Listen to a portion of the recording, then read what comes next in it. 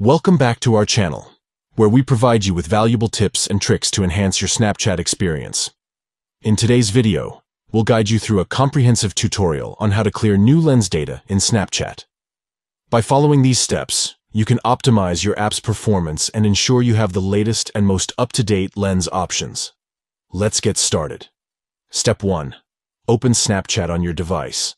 Look for the familiar Snapchat app icon on your home screen or in your app drawer, and tap to open it. Step 2. Tap on your account icon located in the top right corner of the screen.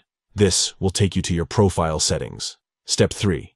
Inside your profile settings, tap on the gear icon to access your Snapchat settings.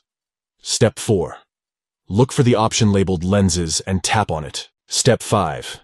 In the Lenses menu, locate the option that says Clear Local Lenses and tap on it.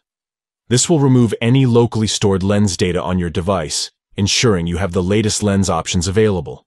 By clearing new lens data in Snapchat, you can optimize the performance of the app and ensure you have access to the most recent lens features.